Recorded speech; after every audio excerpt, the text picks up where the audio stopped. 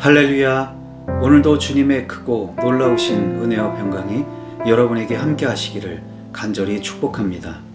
11월 4일 화요일, 오늘 우리에게 주시는 하나님의 말씀은 로마서 11장 25절로 36절입니다. 형제자매 여러분, 나는 여러분이 이 신비한 비밀을 알기를 바랍니다. 그것은 여러분이 스스로 현명하다고 생각하는 일이 없게 하려는 것입니다. 그 비밀은 이러합니다. 이방 사람의 수가 다 찰 때까지 이스라엘 사람들 가운데서 일부가 완고해진 대로 있으리라는 것과 온 이스라엘이 구원을 받게 되리라는 것입니다. 그것은 성경에 이렇게 기록되어 있는 바와 같습니다. 구원하시는 분이 시온에서 오실 것이니 야곱에게서 경건하지 못함을 제거하실 것이다. 이것은 그들과 나 사이의 언약이니 내가 그들의 죄를 없앨 때에 이루어질 것이다. 복음의 관점에서 판단하면 이스라엘 사람들은 여러분이 잘 되라고 하나님의 원수가 되었지만 택하심을 받았다는 관점에서 판단하면 그들은 조상 덕분에 하나님의 사랑을 받는 사람들입니다. 하나님께서 주시는 고마운 선물과 부르심은 철회되지 않습니다. 전에 하나님께 순종하지 않던 여러분이 이제 이스라엘 사람의 불순종 때문에 하나님의 자비를 입게 되었습니다. 이와 같이 지금은 순종하지 않고 있는 이스라엘 사람들도 여러분이 받은 그 자비를 보고 회개하여 마침내는 자비하심을 입게 될 것입니다. 하나님께서 모든 사람을 순종하지 않는 상태에 가두신 것은 그들에게 자비를 베푸시려는 것입니다. 하나님의 부유하심은 어찌 그리 크십니까? 하나님의 지혜와 지식은 어찌 그리 깊고 깊으십니까? 그 어느 누가 하나님의 판단을 헤아려 알 수 있으며 그 어느 누가 하나님의 길을 더듬어 찾아낼 수 있겠습니까? 누가 주님의 마음을 알았으며 누가 주님의 조언자가 되었습니까? 누가 먼저 무엇을 드렸기에 주님의 담례를 바라겠습니까? 만물이 그에게서 나고 그로 말미암아 있고 그를 위하여 있습니다. 그에게 영광이 세세에 있기를 빕니다. 아멘. 오늘은 이스라엘 백성들의 회복을 위한 하나님의 계획에 관한 말씀입니다. 이제 바울은 신비한 비밀을 전해줍니다. 그것은 이방 사람들의 수가 다 찰 때까지 이스라엘 사람들 가운데 완고한 사람들, 즉 구원받지 못한 사람들이 그대로 있을 것이지만 언젠가는 모든 이스라엘 사람들이 다 구원받게 되리라는 것입니다. 성경은 이스라엘의 회복에 대해 예언하고 있습니다. 본문 26절에서는 이사야 59장의 말씀을 예로 들고 있지요. 그들은 이방인의 구원을 위해 하나님과 원수가 되었지만 택하심을 받았다는 관점에서 그들은 조상들 덕분에 하나님의 사랑을 받는 사람들입니다. 그들이 이방인들이 구원받는 것을 보고 회개하면 자비하심을 입고 구원받게 될 것입니다. 이런 하나님의 놀라운 신비와 섭리를 다 이해하기가 어렵습니다. 그 누가 하나님의 부유하심과 지혜와 지식, 그의 판단과 그의 길을 헤아릴 수 있을까요? 누가 주님의 마음을 알고 주님의 조언자가 될 수 있습니까? 누가 뭘 주님께 드렸다고 주님의 담례를 바랄 수가 있겠습니까? 하나님은 우리가 상대할 수 없는 위대하고 전능하신 분이십니다. 그분이 이스라엘의 허물로 이방인들을 구원하셨다면 이방인들의 구원을 통해 이스라엘도 다시 회복하실 수 있을 것입니다. 자, 그럼 오늘 주신 말씀을 붙들고 우리는 어떻게 살아야 할까요?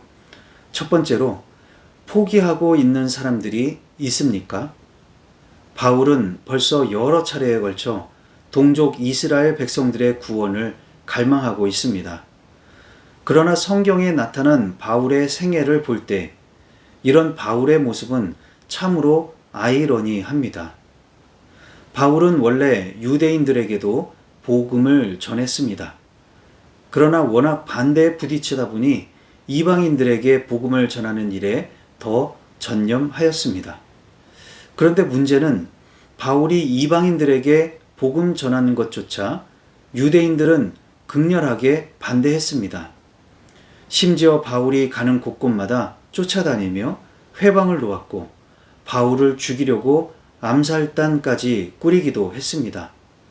더 놀라운 사실은 예수를 믿고 구원받은 유대인들조차 바울을 반대하고 바울의 사도성을 의심하고 바울을 모함했습니다.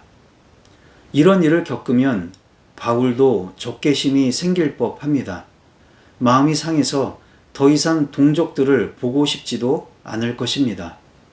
그런데 바울은 끊임없이 동족들을 걱정하고 그들의 구원을 갈망하고 있습니다. 그러나 우리는 그렇지 않죠. 어떤 사람에 대해 한 번 마음이 상하면 두 번 다시 쳐다보기도 싫고 상종하지 않게 됩니다. 그렇지만 바울처럼 예수 그리스도의 긍휼한 마음을 가지고 사람을 버리거나 포기하지 마십시오. 특히 나와 가까이 있는 사람들부터 혹여나 포기하는 마음이 있었다면 다시 회복할 수 있도록 구하시고 한 사람 한 사람 그들의 구원과 그들의 축복을 위해 수고할 수 있는 저와 여러분이 되시기를 바랍니다. 두 번째로, 어떻게 사람들을 변화시킬 수 있을까요? 오늘 본문 31절에서는 사람들이 어떻게 변화될 수 있는지 매우 중요한 사실을 가르쳐 주고 있습니다. 그것은 우리가 받은 하나님의 자비입니다. 지금은 비록 사람들이 복음을 거부하고 순종하지 못하고 있지만 그들이 우리가 받은 하나님의 자비를 본다면 그들도 회개하고 마침내 자비하심을 입게 된다는 것이죠. 사람을 변화시키는 것은 매가 아니라 사랑입니다. 이것은 사람을 그 누구보다 잘 아시는 창조주 하나님께서 선택하신 방법이기도 합니다. 만약에 범죄한 이 세상 사람들을 변화시키는데 매질이 좋다고 했으면 하나님은 징계를 선택하셨을 것입니다. 물론 그렇게 징계하실 때도 있었습니다. 홍수의 심판이나 이스라엘의 멸망과 바빌론 포로 생활 등등 성경에 보더라도 하나님의 진노가 극에 달했던 사건이 많이 있지요. 그러나 하나님은 징계로서 사람들을 변화시키려고 한 것이 아닙니다. 징계를 해야 하기 때문에 징계한 것 뿐입니다. 하나님은 이제 사람들을 변화시키기로 작정하셨고 그 방법으로 선택하신 것이 사랑이었습니다. 그 사랑이 곧 예수 그리스도이십니다. 몸소 육신이 되셔서 이 땅에 오셨고 모든 사람들의 죄를 짊어지고 대신 죽으셨습니다. 그 놀라운 사랑으로 사람들이 변화되기 시작했습니다. 우리도 할 수 있습니다. 내 사랑이 아니라 그리스도의 사랑으로 그리스도께서 주신 자비하심으로 사람들을 변화시킬 수 있습니다. 어떤 방법으로 사랑할 수 있는지, 어떤 주님의 자비를 보여줄 수 있는지 찾아보시고 실천해 보시기 바랍니다. 기도하시겠습니다. 사랑과 은혜가 풍성하신 하나님 아버지, 오늘도 말씀으로 새날을 열어주시니 감사를 드립니다. 나도 모르게 사람들에 대해 실망하고 포기하고 있었던 것은 없었는지 돌아봅니다.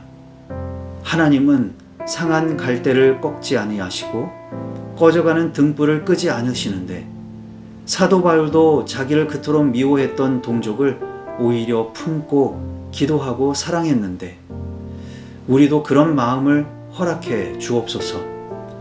결코 포기하지 않게 하시고 그들을 향한 사랑과 구원의 소망을 결코 버리지 않게 하시고 그들을 위해 기도할 수 있는 우리 모두가 되게 하옵소서. 또한 우리도 사람들을 변화시키기를 원합니다. 그러나 주님께서는 우리 자신부터 변화를 받고 주님의 사랑과 자비하심을 채우라고 하십니다. 사람들이 우리 안에 있는 주님의 사랑과 자비를 볼 때 그때 변화될 것이라고 말씀하십니다.